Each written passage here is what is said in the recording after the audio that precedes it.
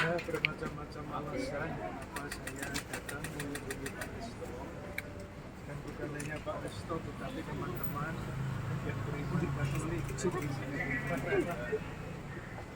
Alasannya adalah itu tanggung jawab saya, salah satu tanggung jawab saya untuk selalu memperhatikan saudara-saudara kita yang dalam keadaan sulit, berada di dalam tahanan pasti keadaan sulit.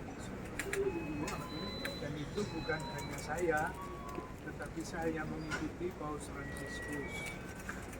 Coba kita lihat, kalau kenal dengan Paus Fransiskus, ketika masih sehat, kalau masa-masa pasca begini, pada hari Kamis nanti, beliau selalu datang ke penjara, selalu.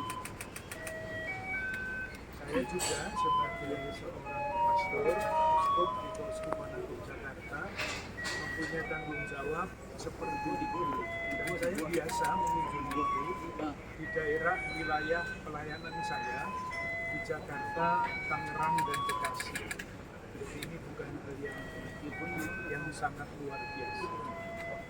Alasan yang kedua, ini nanti saya cerita tentang gereja Katolik. Tahun ini Gereja Katolik seluruh dunia merayakan yang namanya Tahun Jubileo.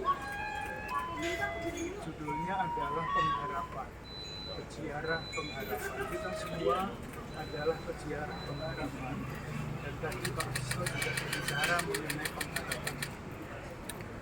Salah satu tanda dari harapan adalah mengunjungi saudara-saudara yang berada di dalam tahanan. Itu alasan pastoral, alasan tanggung jawab saya sebagai uskup mengapa saya datang. Alasan pribadi ada. Pak Resto itu rumahnya di Jalan Kaliurang, Kalimantan. Di depan rumahnya, di sebelah rumahnya itu ada lapangan sepak bola. Saya dulu tinggal di sana itu 16 tahun, lebih 23 tahun tambah 7 malah. Saya sering main sepak bola di lapangan itu. Jadi kurang lebih saya kenal dengan keluarganya, karena sesudah main sepak bola, mampirnya ya ke rumahnya keluarganya Mas Hasan. Ini bukan kenal sekarang saja, sudah lama saya kenal. Itu alasan yang kedua, alasan itu. Tadi di dalam pembicaraan, Mas Hasto merasa bahwa ini adalah masa untuk retret. Jadi kata retret dipakai untuk memurnikan diri.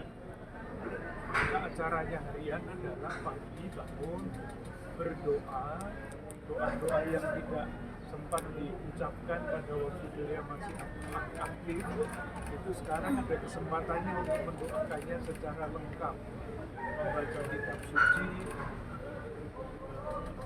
olahraga, menulis, berpikir, refleksi, diskusi, itu dilakukan di dalam tahanan ini bersama dengan teman-teman.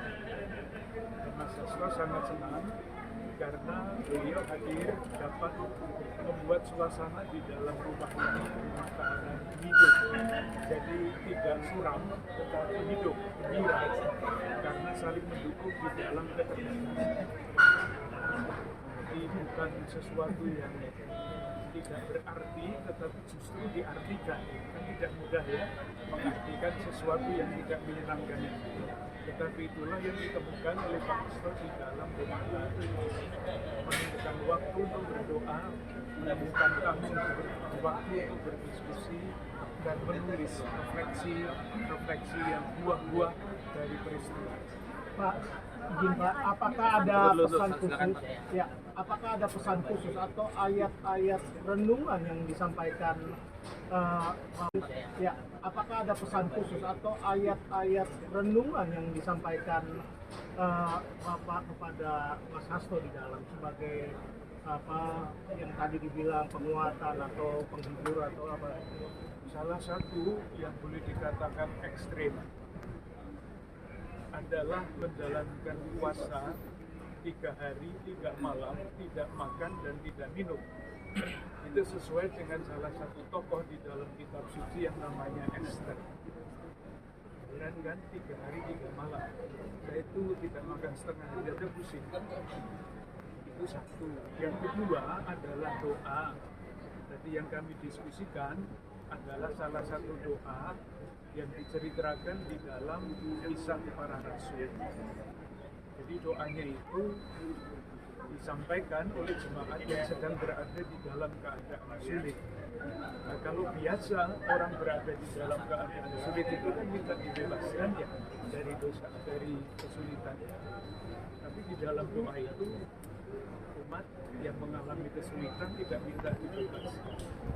Karena semuanya didoakan dalam kebutuhan bahwa Tuhan itu mempunyai rancangan damai dan sejahtera. Apapun keadaannya, ujungnya dari sana. Maka ketika doanya ditutup, yang dimohon itu bukan dibebaskan dari kesulitan, tetapi keberanian untuk terus mewartakan firman, dan itu berarti mewartakan kebenaran. Terima kasih. Apakah ada disampaikan dari Mas Hasto bagaimana memaknai kata-kata Nah, itu tadi, ternyata hari Minggu kemarin ada misa untuk teman-teman yang beragama Katolik di dalam. Maka tadi saya dititipi oleh Mas Sumaryanto itu daun palma ya. Ternyata di dalam sudah ada. Karena hari Minggu mereka merayakan Ekaristi bersama dengan Romo Sulistianto. Oke, makasih. Terima kasih.